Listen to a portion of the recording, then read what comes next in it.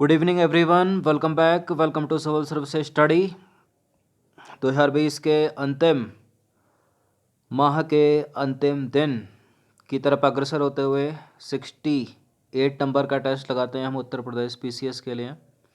67 test already complete हो गए हैं, उनका प्लेलिस्ट में लिंक आपको डिस्क्रिप्शन बॉक्स में मिल जाएगा। तो चलिए स्टार्ट करते हैं। 3 सेकंड का टाइम मिलेगा एक प्रश्न को पढ़ने के बाद। इस टेस्ट में हम फोकस करने वाले हैं इंपॉर्टेंट जनरल साइंस के प्रश्नों पर। 150 प्रश्न आते हैं उत्तर प्रदेश पीसीएस की प्रारंभिक परीक्षा में, और कम से कम 25 से 26 या मिनिमम 23 जो है जनरल साइंस से रहते हैं प्रश्न। तो क्वेश्चन नंबर 1 पर आ जाइए। निम्नलिखित में से गैस इंजन का आविष्कार किसने किया था? किसने किया था गैस इंजन का आविष्कार? डेवी, डेमलर, डीजल या चार्ल्स? बताइए। देखिए, गैस इंजन का आविष्कार किया था चार्ल्स ने। ऑप्शन नंबर डी है इसका आंसर।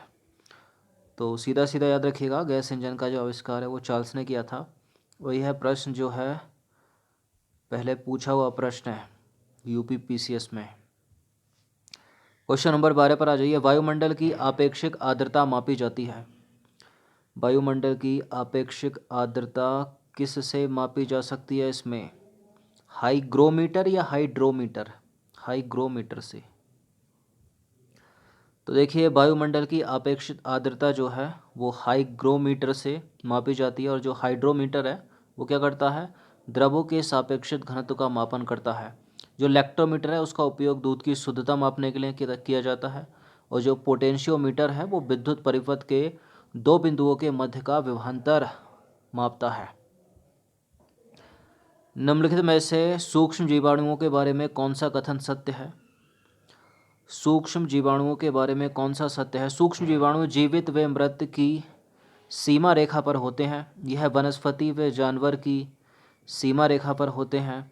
यह फूल देने वाली व फूल ना देने वाली वनस्पति की सीमा रेखा पर होते हैं।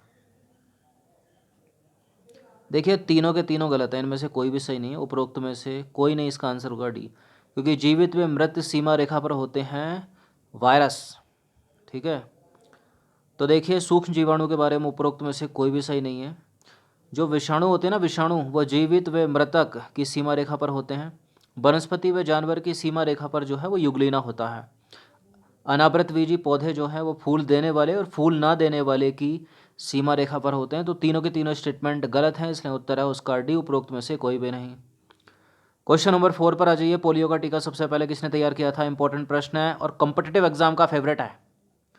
पोलियो का टीका किसने तैयार किया था? जोनास साल्क है इसका आंसर, ऑप्शन नंबर बी। तो पोलियो का टीका सबसे पहले जोनास साल्क ने तैयार किया था। अल्बर्ट सेविन ने 1957 में मुख से लेने वाली पोलियो वैक्सीन की खोज करके प्रतिरक्षण को और आसान बना दिया, और फ्रांसीसी वैज्ञानिक लुई पास्चर ने 1860 में रेबीज के टीके की खोज की थी, याद रखिएगा। क्वेश्चन नंबर 5 पर आ जाइए। पृथ्वी के परितः घूमने वाले कृत्रिम उपग्रह से बाहर गिराई गई गेंद जो है क्या करेगी? सूर्य पर चली जाएगी, चंद्रमा पर चली जाएगी, पृथ्वी पर गिरेगी, या पृथ्वी के परितः उपग्रह के समान आवर्तकाल के साथ उसी की कक्षा में घूमती रहेगी? यूपी पीसीएस अपर और लोअर दोनों में पूछा गया प्रश्न है, सीधा सीधा। पृथ्वी के परितः घूमने वाला एक सैटेलाइट है, आर्टिफिशियल सैटेलाइट है, कृत्रिम उपग्रह है, जो भी जाते हैं, ठीक है, दूसरे देशों के द्वारा या इसरो के द्वारा छोड़े जाते हैं। मान लीजिए कोई कम्युनिकेशन सैटेलाइट है, उससे एक वैज्ञानिक है, उसके अंदर एस्ट्रोनॉट है, उसने गेंद फेंकी, क्या करेगी? वो सूर्य पर चली जाएगी? नहीं। चंद्रमा पर चली जाएगी? नहीं। पृथ्वी पर जा गिरेगी? नहीं। वो तो पृथ्वी के परितः उपग्रह के समान आवर्तकाल के साथ उसी की कक्षा में घूमती रहेगी। तो पृथ्वी के परितः घूमने वाले कृत्रिम उपग्रह से बाहर गिराई गई गेंद जो है उपग्रह के समान आवर्तकाल के साथ उसी की कक्षा में घूमती रहेगी। क्वेश्चन नंबर 6 पर आ जाइए। धूप के चश्मे की पावर कितनी होती है? धूप के चश्मे में तो पावर ही नहीं होती, ज़ीरो डायोप्टर। तो जो धूप के चश्मे की पावर कितनी? Zero dioptre. क्वेश्चन नंबर 7 पर आ जाइए। निम्नलिखित जोड़ों में से किसका सुमेल है? निमोनिया, फेफड़ों की बीमारी, मोतियाबिंद, थायराइड ग्रंथि, पीलिया आँख, मधुमेह, लिवर। देखिए मधुमेह तो पैनक्रियास से रिलेटेड है, क्योंकि पैनक्रियास मतलब अग्नाशय में होती है, लेकिन है इसकी दीपिकाएँ। दीपिकाएँ दीप कोशिकाएँ, उसमें होती है अल्फा सेल और होती है बीटा सेल, होती है गामा सेल।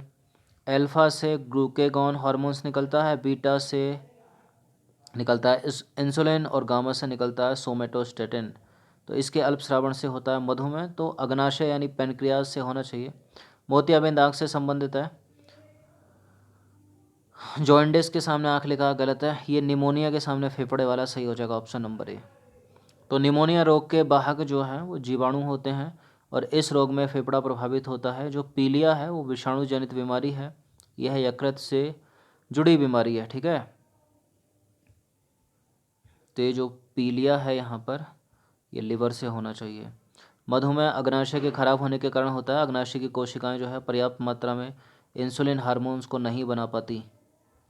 कृष्ण छिद्र सिद्धांत को प्रतिपादित किसने किया था? कृष्ण छिद्र सिद्धांत का प्रतिपादन किया था किसने? एस चंद्रशेखर ने। किसने? एस चंद्रशेखर ने। तो कृष्ण छिद्र सिद्धांत का प्रतिपादन एस चंद्रशेखर ने किया था। क्वेश्चन नंबर 9 पर आ जाइए। खाद्य पदार्थों के परिरक्षण हेतु निम्नलिखित में से कौन सा प्रयुक्त होता है? खाद्य पदार्थों के परिरक्षण हेतु प्रयुक्त होता है क्या? सोडियम कार्बोनेट तो नहीं होता, एसिटिलीन नहीं होता, बेंजोइक अम्ल होता है। ऑप्शन नंबर सी है इसका आंसर। तो खाद्य पदार्थों के परिरक्षण हेतु बेंजोइक अम्ल या बेंजोइक एसिड का प्रयोग किया जाता है। इसके प्राकृतिक स्रोत हैं घास, पत्ते और मूत्र। देखिए बेंजोइल क्लोराइड से औद्योगिक निर्माण विधि द्वारा बेंजोइक अम्ल प्राप्त किया जाता है।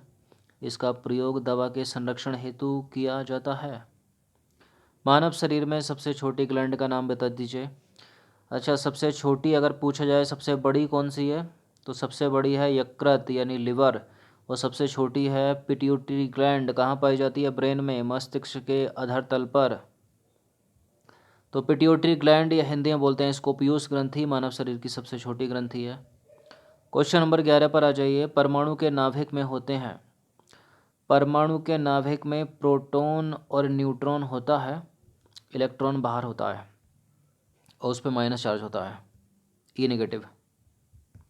तो देखिए परमाणु के केंद्र में नाभिक होता है, जिसमें जो है धनावेशित प्रोटॉन व निरावेशित न्यूट्रॉन उपस्थित होते हैं, जबकि इलेक्ट्रॉन नाभिक के चारों ओर बंद कक्षाओं में चक्कर लगाते हैं, उस पर नेगेटिव चार्ज होता है। क्वेश्चन नंबर 12 पर आ जाइए। बबल बेबी रोग ऐसा इसलिए कहलाता है क्योंकि, क्यों कहलाता है बबल बेबी रोग? बबल बेबी रोगग्रस्त जो शिशु होता है वो लार के बुलबुले बनाता है। रोगग्रस्त जो शिशु होता है वो लार के बुलबुले बनाता है, बी। तो बबल बेबी रोग को बबल बेबी रोग इसलिए कहा जाता है क्योंकि रोगग्रस्त शिशु लार के बुलबुले बनाता है। पारसेक इकाई है, किसको मापने की इकाई है? पारसेक दूरी की।